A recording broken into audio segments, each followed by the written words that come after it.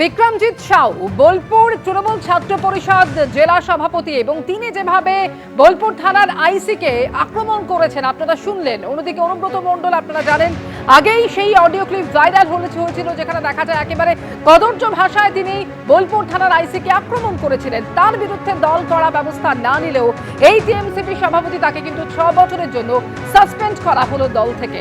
আর এই নিয়ে তৃণমূল ছাত্র পরিষদের রাজ্য সভাপতি শ্রীরামপুর ভট্টাচার্য কি বলেছেন রাখবো আপনাদের সাথে। আপনারা জানেন যে আমরা অলরেডি চিঠি করেছি যেখানে আমরা 6 বছরের জন্য তাকে সাসপেন্ড করছি এবং আগামী দিনেও দল ভীষণ স্ট্রিক্ট।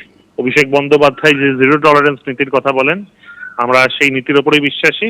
মমতা বন্দ্যোপাধ্যায়ের শাড়িতে যাতে কোনোভাবেই কোনো কালি দাগ না পড়ে তা দেখার জন্য তৃণমূল ছাত্র পরিষদ সদা জাগ্রত। তৃণমূল ছাত্র পরিষদ নেতার ভাইরাল ভিডিও ঘিরেই এই বিতর্ক তৈরি হয়, যেখানে পুলিশকে বেলাগাম আক্রমণ করেছেন বীরভূম জেলা টিএমসিপি সভাপতি। বোলপুরের আইসিকে নিশানা করেছেন বিক্রমজিৎ সাউ। এই লিটন হালদার অনুব্রত নামক ব্র্যান্ডকে দমানোর চেষ্টা করেছেন এবং বোলপুরের আইসি লিটন হালদারকে বেলাগাম আক্রমণ করেছেন এই টিএমসিপি নেতা। ঠিক কি বলেছেন তিনি শোনাবো।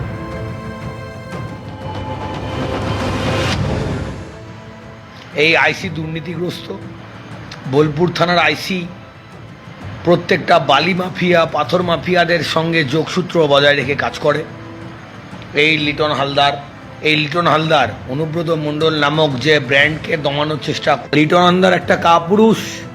লিটন হালদারকে বলছি, বোলপুর থানার আইসিকে, যে তোমার যদি বুকের পাটা থাকে, দম থাকে, সত্যি কথাটা তুমি বালিঘাট থেকে তুমি সাধারণ মানুষকে নিয়ে যে ছিনিমিনি খেলেছো বোলপুর শহরের, তুমি অনুব্রত মণ্ডল নামক শক্তিকে তুমি তোমার অপকর্মের মাধ্যমে দমানোর চেষ্টা করেছো। তোমার অপকর্মের মাধ্যমে অনুব্রত শক্তি দমে না। তুমি চেষ্টা করেছো এডিটিং করে তার ভয়েসটাকে তুলে আনার। তুমি চেষ্টা করেছো অনুব্রত মণ্ডলে একটা এডিটিং করে সেই ভয়েসটা মার্কেটে দেওয়ার। তুমি বাপে বেড়া তোমাদের ওই দম থাকে লিটন হালদার, তুমি অনুব্রত মণ্ডলের এগেনস্টে, বীরভূম জেলা তৃণমূল ছাত্র পরিষদের এগেনস্টে এবং বীরভূম জেলা তথা সাধারণ ছাত্র ছাত্রীদের এগেনস্টে একটা এফআইআর করে দেখিও। তুমি জানো নিজে তুমি দুর্নীতি পরায়ণ, তুমি কত লোকের কাছে কতভাবে কীরকমভাবে টাকা নিয়েছো, তুমি তোমার নিজের ব্যক্তিগত সম্পত্তি কী করে অনুব্রত মণ্ডল তুলে দিতে চেয়েছিলে, সমস্ত তথ্য প্রমাণ আছে আমাদের কাছে। এই রেকর্ডিংটা যে অনুব্রত মণ্ডল প্রমাণ করতে পারবে, তোমার দম আছে? ছিলে তো ভাই সিআইডিতে গ্যারেজ পোস্টে। তোমাকে দয়া করে দল আজকে এই জায়গায়, সরকার তোমাকে এই জায়গায় দিয়েছে। তোমার দরকার উচিত ছিল যে প্রত্যেকটা মুহূর্তে সত্যি সাদাকে সাদা কালোকে কালো বলার। তুমি বলো নি লিটন হালদার, তুমি মূর্খ।